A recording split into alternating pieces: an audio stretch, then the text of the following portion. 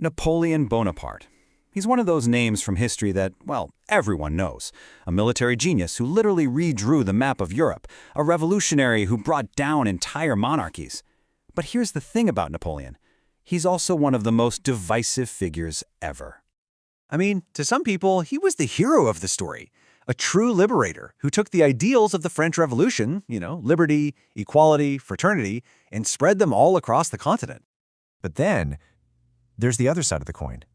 To others, he was an absolute tyrant, a warmonger whose insane ambition led to the deaths of millions. So which one is it? And with Ridley Scott's huge new film starring Joaquin Phoenix putting him right back in the spotlight, there's really no better time to dig into the story of this larger-than-life figure.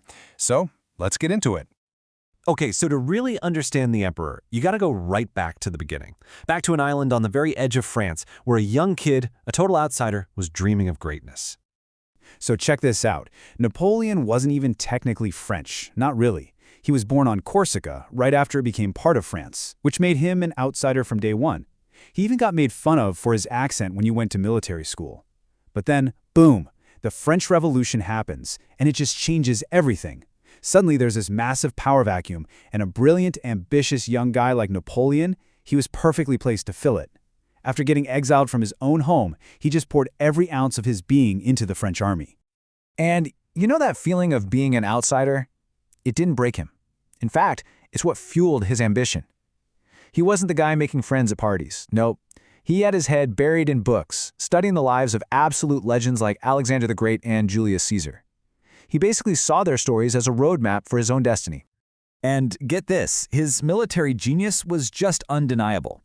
After this incredible victory at the Siege of Toulon, where, by the way, he got wounded by a bayonet leading from the front, he was promoted to brigadier general. How old was he? Just 24 years old. 24!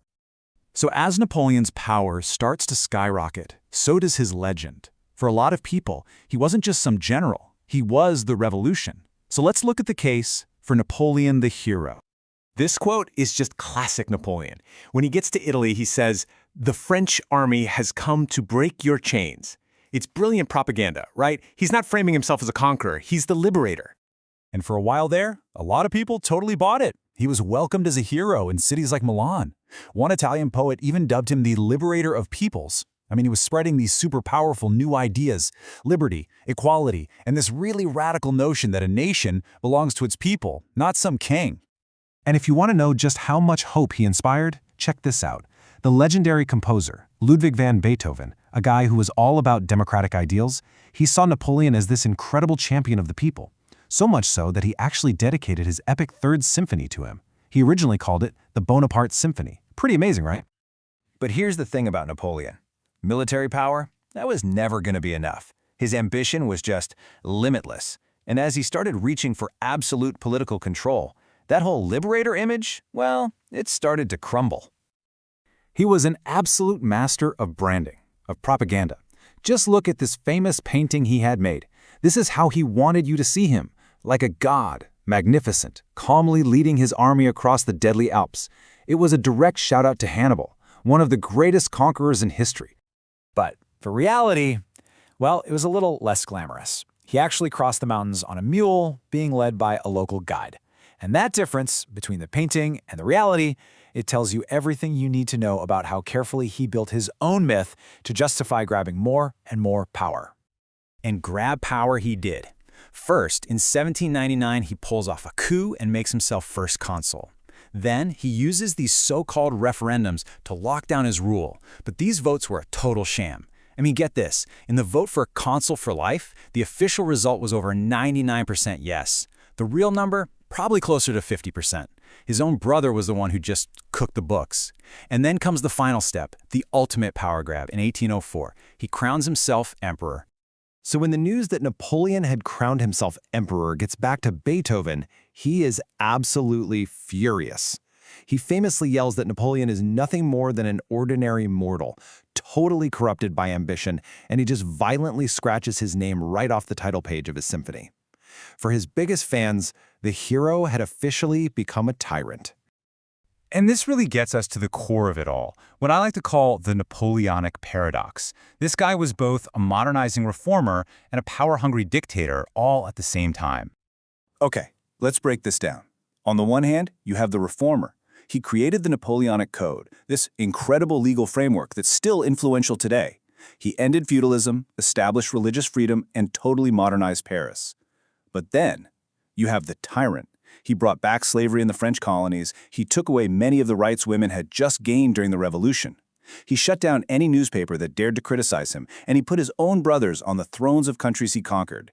It's a lot to process. You know, he was surprisingly honest about what drove him. He once said, "Power is my mistress. I have worked too hard at her conquest to allow anyone to take her away from me." And that quote, it just cuts right to the heart of who he was. His ultimate goal was power itself. And in the end, it was that insatiable ambition, that unquenchable thirst for power, that would be his downfall. He just kept pushing, kept overreaching. The invasion of Russia in 1812, a complete and utter catastrophe that basically destroyed his legendary Grand Army. That was followed by a massive defeat at the Battle of Leipzig. And then, of course, the final showdown at the legendary Battle of Waterloo. That's where his dream of a European empire was finally and completely shattered. So he gets exiled to the island of Elba, but in one of the most audacious moves in history, he escapes. He comes back to France, rallies his old soldiers for one last crazy gamble for power, what we call the 100 Days. But after that final defeat at Waterloo, there was no coming back. He was exiled for good to this super remote island in the Atlantic, St. Helena, and that's where he died 6 years later. So, where does that leave us? How do we even begin to make sense of his legacy? He was, without a doubt, a brilliant administrator. His reforms in law and government literally laid the groundwork for modern Europe. But you can't ignore the staggering human cost of his ambition. His constant wars led to the deaths of millions of people all across the continent. Which brings us right back to where we started. Was he a hero who shattered the chains of the old world? Or was he a villain who drowned Europe in blood just for his own glory? You know, maybe the real answer is that he was both. A figure just too huge, too complex to fit into a simple box. But the real question is, what do you think?